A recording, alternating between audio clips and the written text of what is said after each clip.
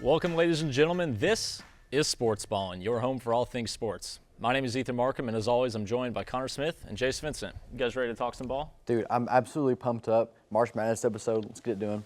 Absolutely. We got this nice marathon sod out here instead of the hardwood.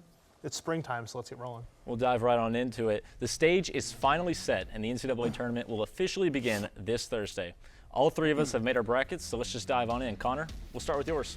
Yes, right there you see I have Michigan State and Alabama for my Final Four. I really love what Michigan State has, really good defensive team, top 30 team in the country in rebounding. Then you look at Alabama, not the best team, not very inconsistent, but you look at their draw, they get the 15 seed and then either Vanderbilt or St. Mary's. We really don't have a challenge until BYU, Wisconsin, and then from then on out, it's Duke, which Duke, great team and all that, but they're a one-trick pony. So if you can take Cooper Flagg out of the equation, you're probably good.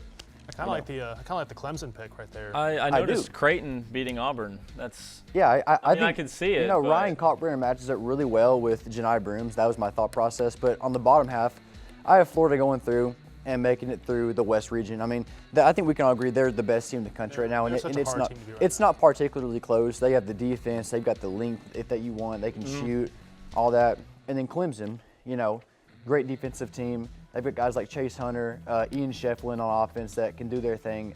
So I have those four teams in the Final Four. I have Clemson beating Alabama in the rematch from last year, going to the national championship, playing the Florida Gators, and the Florida Gators winning it all. Okay. It makes sense. I mean, they're one of the three most picked teams, so I could definitely see that. Yeah. Jace? I mean, I like it. I think Walter Clayton, he is easily – I mean, Florida, they're so deep everywhere. Walter Clayton, he's so good that you forget that his name is Walter. So What is that? Walter's just a name. Hey, man, you got him, Alex Condon, all those Don't guys. sleep on the name Walter. Dude, they're so deep. Like, if you want to go with a big line with some length, they've got four guys that are 6'7" plus. You want to go with some shooters, they got Walter Clayton and those guys. You want to go with defense. Well. They're deep everywhere. Yeah, I like it. Most complete team in the country, in my opinion. Now, this is my Final Four right here. It's your full bracket. Yeah, it's my full bracket right here as well. Duke winning it all is my thing. I'm going on a limb with that one. I love Cooper Flagg, Malawach, Knipple, the freshmen that they had there. I know they're inexperienced, but they're just so deep. They're so NBA ready all over the floor. Duke is. I just feel like this is like a Duke year to get it done. And my national title, you want to go down as well. Oh no, I think Houston's into the Final Four as well. Texas Tech. I love Texas Tech as a 3 seed. I can get out there. I didn't want to go full homer, so I picked Tennessee to lose to Houston. But I feel like that game would be like a 40-37 type of game if that were the case. Just no offense at all defense. But so yeah, I have Duke winning it all against Michigan State. So yeah. I like most of the bracket. I think that Clemson would beat Houston. I think they would. I think they're a good team that matches up with them defensively. I was this close to picking Gonzaga to beat Houston. I don't know about that. My only thing is I'm not a massive Duke guy. You know, Duke obviously is one of the best teams in the country, but I feel like they're kind of like a one-trick pony. If you stock Cooper Flagg, they still have talented players, but you don't have that superstar. So if you get like a Michigan State or a Florida matched up with them, I think, you know, if you can kind of neutralize Cooper, then you've got it in the bag. But now that Midwest region, though, if you look down the Houston's region, that's just a region that's full of potential upsets. You have High Point and Purdue. You have Clemson, McNeese. There's just so many teams in there.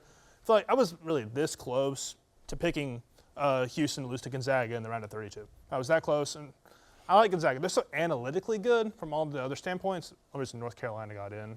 So, which they shouldn't be. I'm not big on that. I feel like that's rip West Virginia. Not a very big fan of that. I feel like you picked nothing but the low seeds though, or the high seeds. I mean, so do you see it playing out just like straight up, just ones chalk? and twos, or do you not have a Cinderella in there? Well, I have a 3 seed in the Final Four as well. So okay, but that's a 3 seed. But yeah, Ethan, what's your bracket looking like? What's my bracket looking like? Okay, well, I've got a few different things that are going to be kind of weird in my bracket. Okay, we'll go ahead and take a look at it. I think that Michigan's going to beat Auburn. I think that's a big one. I do think they get past Creighton. I think Arizona's going to take down Duke. Like you said, they're a very one-dimensional team. If you stop Cooper Flagg, I think it's what's with the? There's not much they can do. You see Marquette in the Elite Eight. Look, every year there's one team that doesn't make sense. I don't know if it's going to be Marquette or if it's going to be Lipscomb, who I think is going to pull off a good run. I think they'll beat Iowa State, and then I think they'll beat Ole Miss. I think Alabama's going to lose to Arizona. I think that's going to be a close game. That was a toss-up. I really couldn't decide who I wanted in that situation. But I think Arizona. You also picked Montana over Wisconsin. There's always upsets. He's right. And historically, He's I pick well. I got Furman right. I got FDU right. I got St. Peter's, Oakland. So I'm typically pretty good at this. I think one team that I don't know what it is. I have a feeling about it. They're either going to lose in the round of 64 or they're going to make a run. It's going to be Arkansas, just because they've got some good guys. If Cal can just figure it out, right? But overall, I think it's going to be an interesting tournament. For sure. UConn's definitely a take. We'll take a quick break, and when we come back, we've got NBA basketball and college baseball right after this. We will never fully understand what we've asked of you or your families, asking you to put yourself in harm's way, to endure it all. But we do understand that it's our turn, our duty, to keep you secure for the rest of your life. Wounded Warrior Project long-term support programs help our most severely ill or injured veterans live independently, at no cost, for life, so that they might stand at ease. Join us at findwwp.org.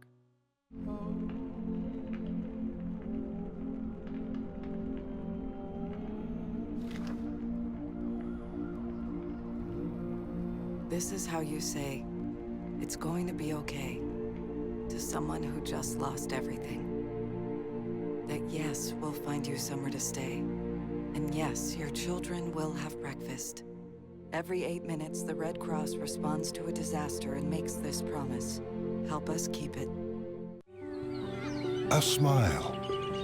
It's simple, really. Yet, it can do amazing things. It can show how we feel. It can brighten someone's day. It can even change the course of our lives. But what would life be like if you weren't able to smile? For more than 1 million children, this is their daily struggle. It doesn't have to be this way. Since 1999, Smile Train has been helping children experience the simple joy of a smile that so many of us take for granted. To learn how you can help Smile Train change the world one smile at a time, call or go to smiletrain.org/learn.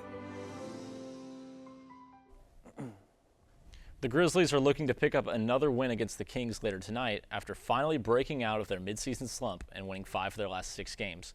With the Grizzlies currently in a 3-way tie for the 2 seed in the Western Conference, how do you guys expect the Grizzlies to close out the season? Yeah, it's going to be really tough for them because Ja Morant is still injured. He's not going to play tonight.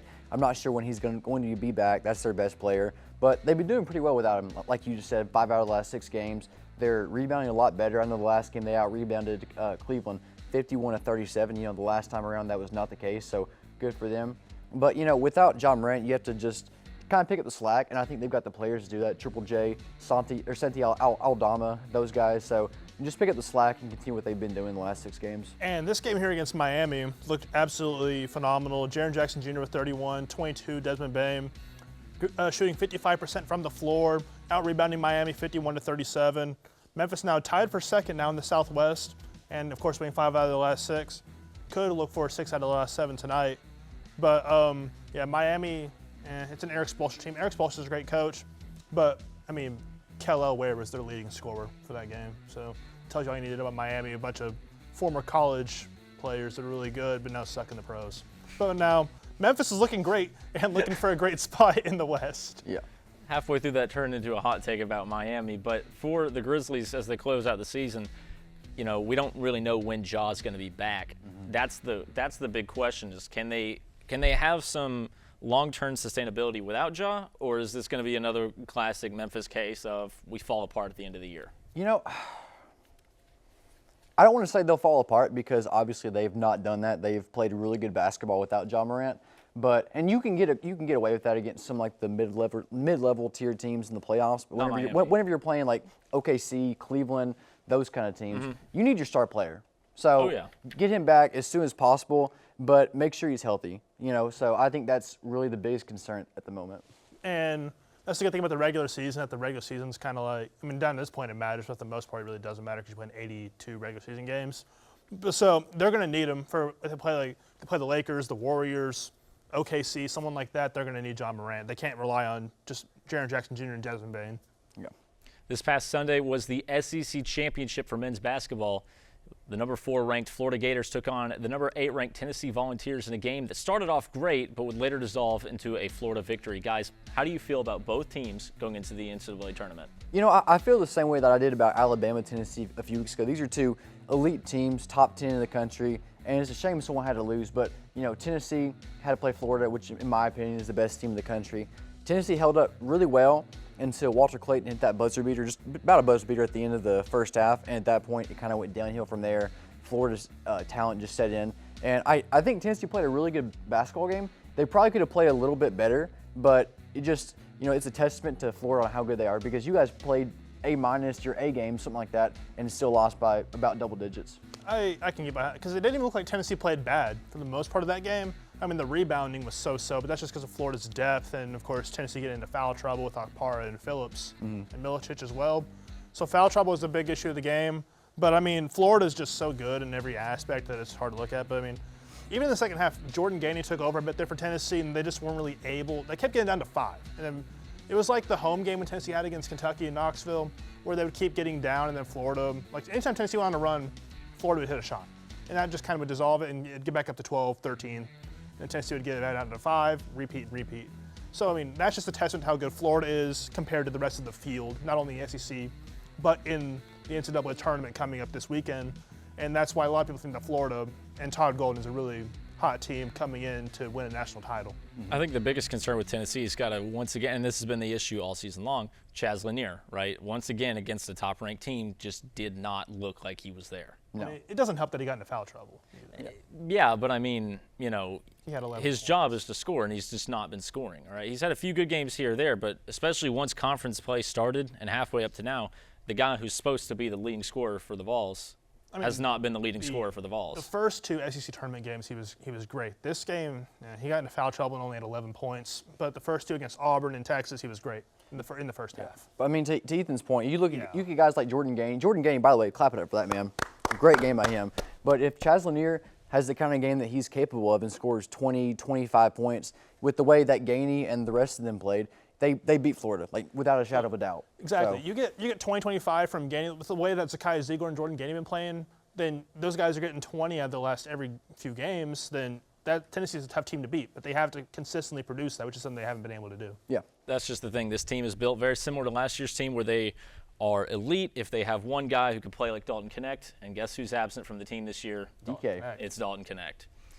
We'll take another break from the action, and when we return, we've got our hot takes of the week.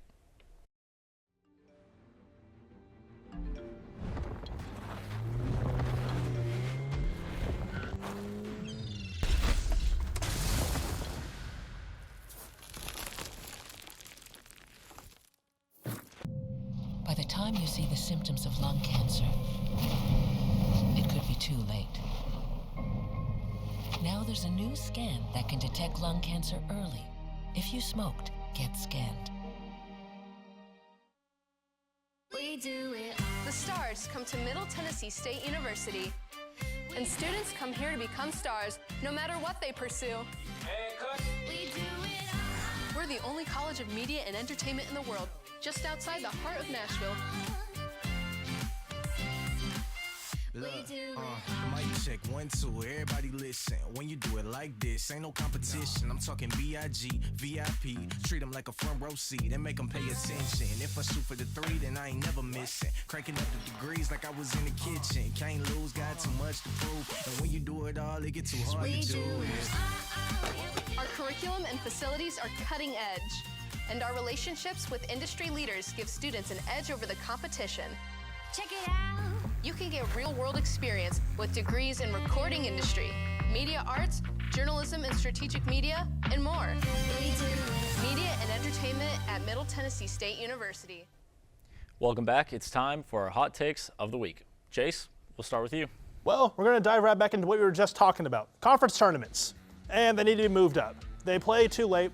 The Saturday and Sunday games literally hold no weight, hold no water, do not matter at all whatsoever. SEC tournament, Big Ten tournament, ACC tournament, they're all done Saturday and Sunday. They literally don't friggin' matter. And they need to be moved up to at least Friday, give the committee time to discuss the champ week, because literally you go in and you get teams like North Carolina in the tournament because they beat Wake Forest and Notre Dame. Yeah, North Carolina shouldn't be in the tournament. I know it's not, this could have been the hot take, but they shouldn't be in the tournament. And what I'm going to add on to is a prime example of why these conference tournaments don't matter. 2022 season, Kennedy Chandler in Tennessee, when they won the SEC tournament, they beat Kentucky 2 out of 3. They beat Auburn. They were still seeded below them, even though they won the tournament. They were a 3 seed instead of being a 2 seed. So literally, it doesn't matter. What you're watching here, that game held 0-8. Florida's going to be a 1 seed anyway. And yeah, it really doesn't matter whatsoever. See, I highly disagree with that. You look at this game with Tennessee and Florida. Tennessee at the time, before the game, was the 5th overall. So if you win that game, you flip, and Tennessee's a 1 seed. But also you look at in theory, but also you look at like Iona this year, losing record, but they're in the conference championship game. And if they win, they get an automatic bid. You look at even like a Texas, like a team that was I know they got in, but they were on the border. If they would have lost in the first round, they're not getting in the tournament. But they won a game or two, and that put them in the tournament. I think for the for the high seeds, I don't think it has much weight anymore. But I think for those lower teams, the bubble teams. That's what I'm mostly going. I think it's the conference tournaments are big for the mid majors and the bid stealers. Bid stealers being the teams that are like in the A10, for example, like VCU already going to get it anyway. But if George Mason won their conference tournament, they would have gotten in also. So I mean, it's only big for something like that. I agree with that. I guess so. Connor? I'm going to say that this year, the 2024 SEC basketball conference was the best single season conference of all time. You look at it, 14 teams in the tournament. That's a record. Some people will say, well, Texas, Oklahoma just moved in. Okay, take them out. Still got the record with 12. Yeah. You know, and the non-conference record, the SEC won 89% of their non-conference games and tore everyone up. It wasn't even close. The SEC was the best tournament or best conference this year. They were the best conference of all time this year. And look, even on a neutral floor in the beginning of the season, teams like Oklahoma, who people want to give so much crap to, they beat Michigan. They beat Arizona. Those are teams on a neutral floor. The SEC is just so deep compared to any other conference this year. They traded off football for basketball this year to be dominant in those sports. Now, we'll see how that goes in the postseason, but the SEC is just far and away best conference and probably from top to bottom, the deepest conference of all time in college basketball history. Absolutely. What are we talking about with trading off football? It was one down year. Let's calm down. I'm saying for the season, for the season, yes. But 25 I mean, and you mentioned the 89% win percentage against non-conference opponents. The second highest, like right below that, is 82%. Yeah, right. It was a wide margin. Just a wide margin. This was easily the best men's basketball conference that has ever been seen as far as a single season performance. 14 teams. There's only 16 teams in the conference. Yeah. So to get 14 in is crazy. And even teams that you didn't think were going to be in, Vanderbilt, right? You had some teams that you probably didn't think would make it anywhere near the tournament, and they're probably going to be some really tough outs during, once the tournament starts. Yeah, I mean, if you want to take a step further, you look at versus the ACC, Big Ten, and Big 12, the SEC was 54-15 against those three power conferences. So the SEC, they might struggle a little bit in the tournament because it's March Madness and everyone's going to say, well, the SEC is overrated. No, they're not. Just because you lose in a tournament of 64 teams where anything's possible, that does not mean that your tournament, your conference is overrated. So. Absolutely not. We'll now go to my hot take, and my hot take is that Rick Barnes and the Volunteers are finally going to reach the Final Four. I wish this was true.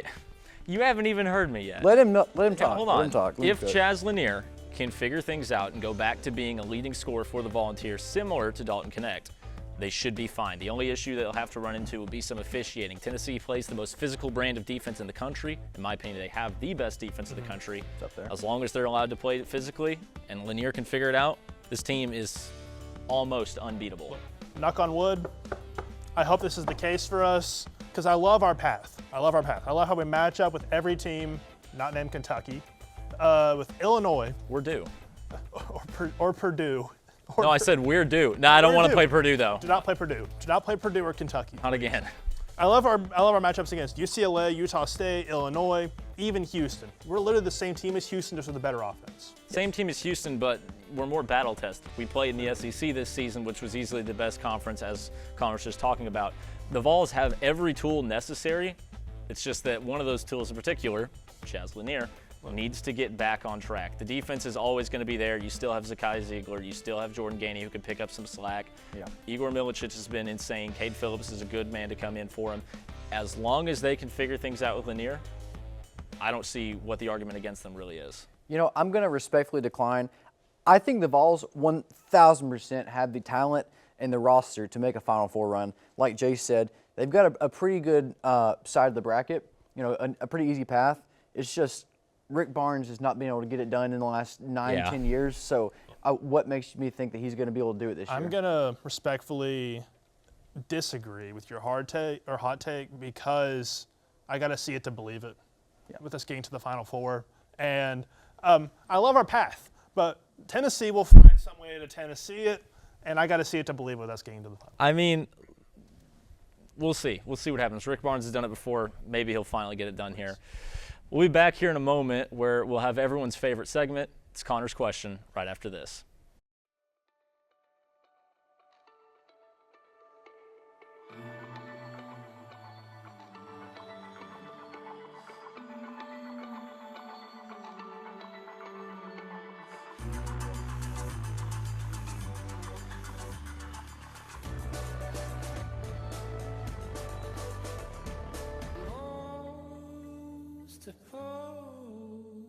Now shush, she makes the sound she makes to calm me down.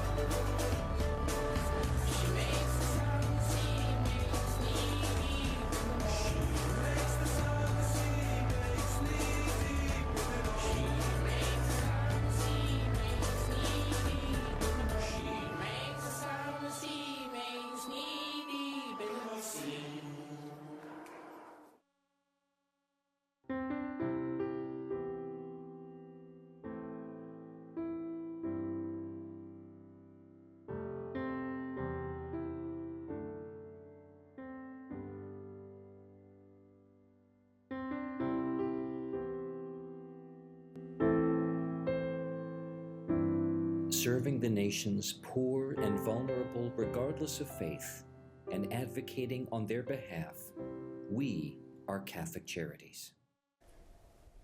It's time for our favorite segment, Connor's Question. Connor, what do you have? Thanks, Ethan. This week we have, if Derrick Rose didn't tear his ACL, would he be the best point guard ever? You know, through his first 4 seasons, averaging 21 points, 7 assists, 4 rebounds a game, the youngest MVP of all time, and a 3-time All-Star. I personally think he'd be the best point guard of all time, and he would lead the Bulls to 1, if not 2, championships. What do you guys think? No. I'll go no. I'll go no. Who's better? Magic. Magic is so much. Magic's not even better than Curry, dog. Okay. As a point guard. As a point guard. No, he's not. Steph's a shooting guard. Okay. What kind of point guard are we talking about? Are we talking about your traditional facilitator, just overall overall point guards of all time? Derrick Rose would be the best of all time. Yes. He would be top 3. He'd be top 3. You have 2 others.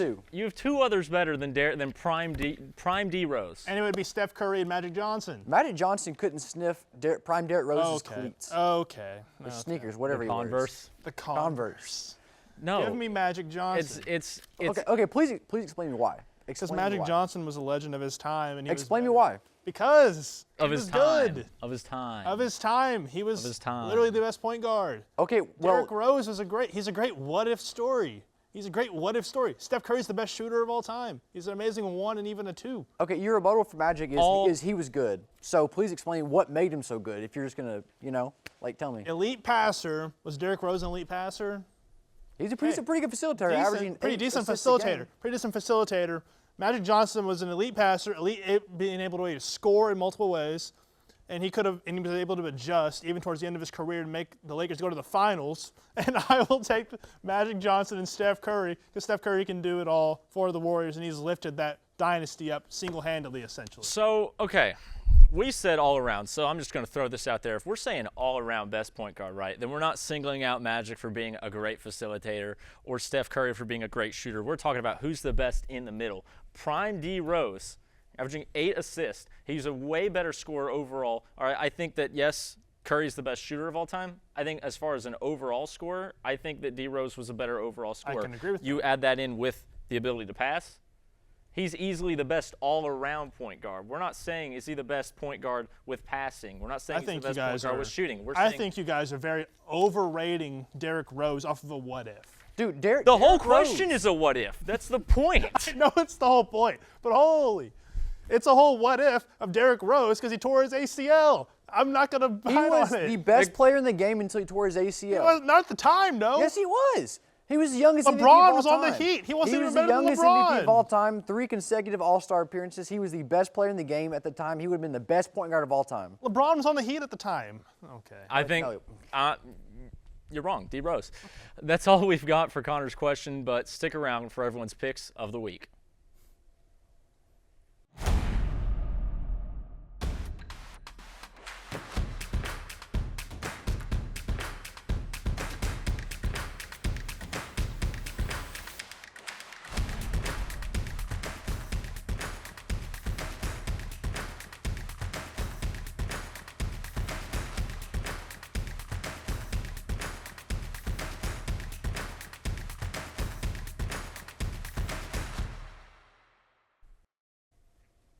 We're now here at our final segment of the night, our picks for the week. We'll start things off with our first game, Grizzlies versus Trailblazers. Give me the Grizzlies. They're on a heater right now, playing some of the best basketball they've been playing this season. I think they go and win and make it 6 out of the last 7 games. Yeah, give me Memphis. They'll get a win tonight against Sacramento as well as getting a win against Portland. So 7 of the last 8. The Trailblazers, they're brown toilet water. You know, like when the toilet gets so old that it's just brown water? That's what the Trailblazers are. So give me Memphis. Dog. I'll take the Grizzlies. Yeah, I'll take the Grizzlies. We'll go to our next game, the Tennessee Volunteers and the Wofford Terriers. You know, it's March Madness. Wofford, man. Real. Pretty trash, so go Vols. Yeah. This guy. Give me Tennessee. They'll cover the 18.5 as well with the game. Yes, 100%. I'm not going to say they're going to cover. I've been down this road too many times. Wofford's a local dog. But I'm going to say, I know, go Vols. I'll take the Vols to get the win. We'll go to our next game, the Nashville Predators and the St. Louis Blues. St. Louis Blues, man. The Nashville Predators are one of the biggest disappointments in not just NHL but sports this year. Give me the Blues. Well, look at this. Nashville's at home. They won 4 straight. Now they've lost 2 in a row. They did that same exact streak before. So you know what? Give me Nashville. Why not? Give me Nashville.